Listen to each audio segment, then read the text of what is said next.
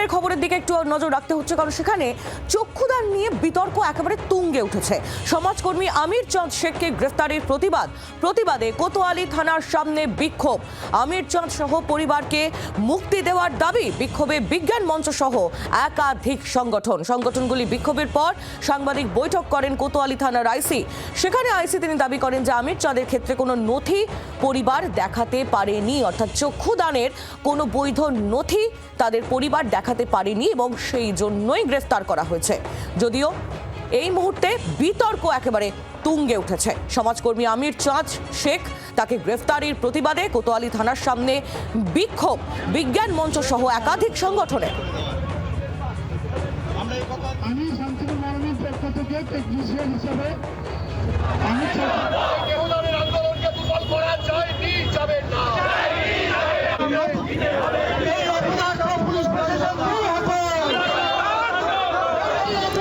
কথা বলবো অনুপ কুমার দাস, আমাদের প্রতিনিধি এই মুহূর্তে রয়েছেন আমাদের সঙ্গে টেলিফোন লাইনে। অনুপ, একদিকে আমরা দেখছি বিজ্ঞান মঞ্চ সহ একাধিক সংগঠন বিক্ষোভ দেখাচ্ছে, অন্যদিকে পুলিশের তরফ থেকে বলা হচ্ছে যে চক্ষুদানের কোনো বৈধ নথি পরিবার দেখাতে পারেনি। সব মিলিয়ে কোথায় দাঁড়িয়ে রয়েছে এই গোটা ঘটনা? এই ঘটনা কিন্তু যে পুলিশ টোটালি তদন্ত করে দেখছে বিষয়টা, তারা গতকালকে প্রেস মিট করেছে এবং অতিরিক্ত পুলিশ সুপার তিনিও জানিয়েছেন এবং কৃষ্ণনগর কোতোয়ালি থানার আইসি তিনিও জানিয়েছেন। বিষয়টা তারা বলেন যে 8 তারিখে যে ঘটনা ঘটেছে সেই রাতের বেলাতে যখন যেখানে একটা বিশাল অঙ্কের মানুষ তার প্রতিবাদ করেছিল, তারা দাবি করেছিল যে এলাকায় এবং পাশাপাশি এই আমির চাঁদের তার এক বোন এবং এক ভাই নাকি দাবি করেছে এবং কোর্টে তারা এপিটেপিট করে জমাও দিয়েছে তার মায়ের চোখদানের বিষয়টা তাদের অজানা।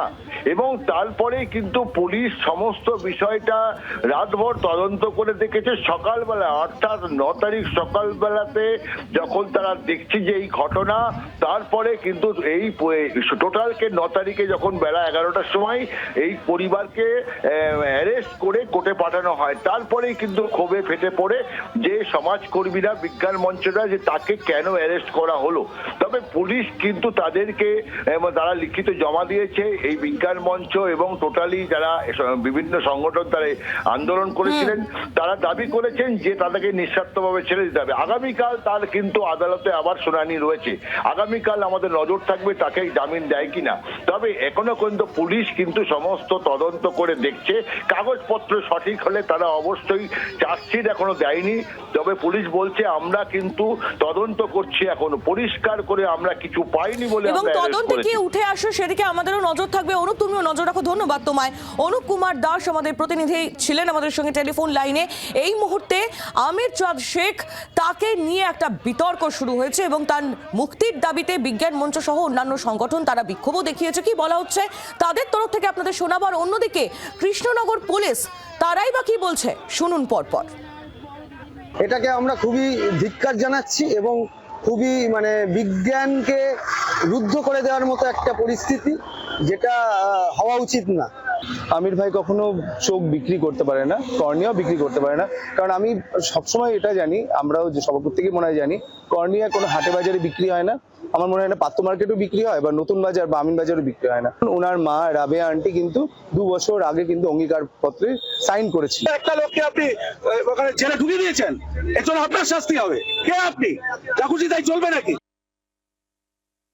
যে চক্ষুদান করেন, মরণোত্তর চক্ষুদান বা দেহদান, তার নিজস্ব কোনো কনসার্ন লেটার আগে থেকে লাগে অথবা পরিবারের প্রত্যেকটা সদস্যের কনসার্ন লেটার লাগে, কনসার্ন লেটারে সিগনেচার লাগে। কিন্তু এরকম কোনো কাগজ সেই মুহূর্তে দেখাতে তারা পারে না। সেখানে এক ছেলে এবং বাবার অভিযোগ যে আমাদের যে মায়ের চক্ষুদান করা হয়েছে সে ব্যাপারে আমাদের কাছে কোনো রকম খবর নেই। চোখ ছাড়াও তাদের অভিযোগ ছিল দেহের অন্য অঙ্গ বিক্রি করে দেওয়া হয়েছে এবং এরাই সেটা মোটা টাকার বিনিময়ে এই কাজটা করেছে।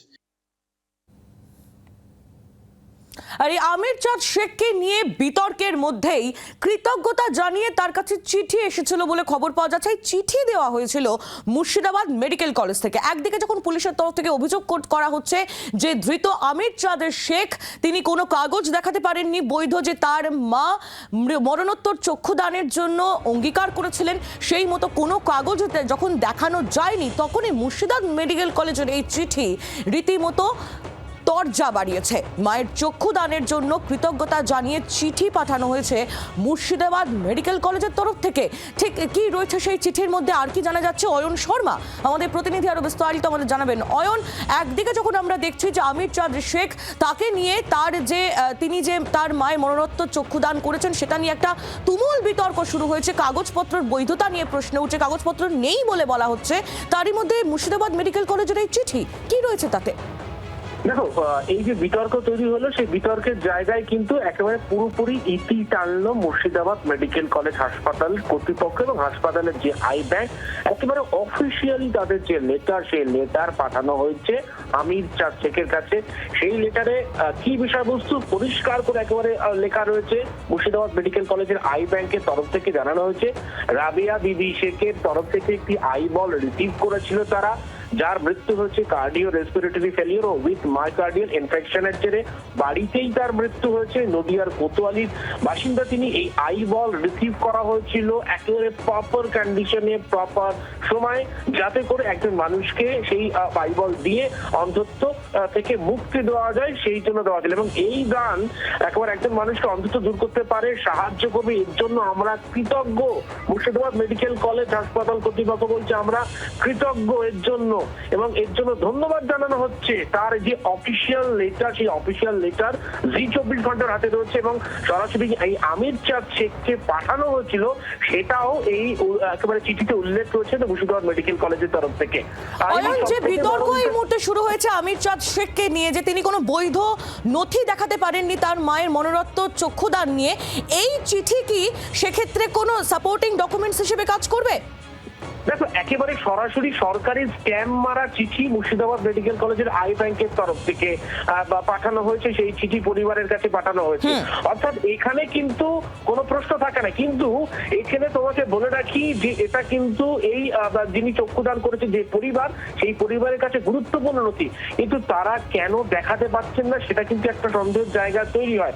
যখন এই চিঠি মুর্শিদাবাদ মেডিকেল কলেজ বলে দিচ্ছে অফিসিয়ালি তারা এই আই বল রিসিভ করেছে এবং কৃতজ্ঞতা স্বরূপ তারা চিঠি দিয়ে আমির শেখকে জানিয়ে দিয়েছে।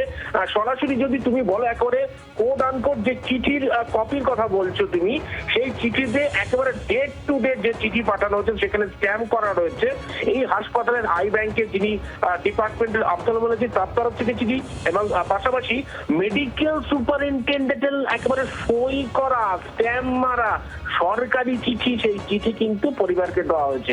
তারপরেও কেন পরিবারের তরফ থেকে কোনো বৈধ নথি দেখানো হচ্ছে না বা দেখানো যাচ্ছে না, পুলিশের তদন্তে কি উঠে আসে, পুরো বিষয়টার দিকেই আমাদের নজর থাকবে। অয়ন, অনেক ধন্যবাদ আমাদের সঙ্গে কথা বলার জন্য। অয়ন শর্মা আমাদের প্রতিনিধি ছিলেন আমাদের সঙ্গে টেলিফোন লাইনে।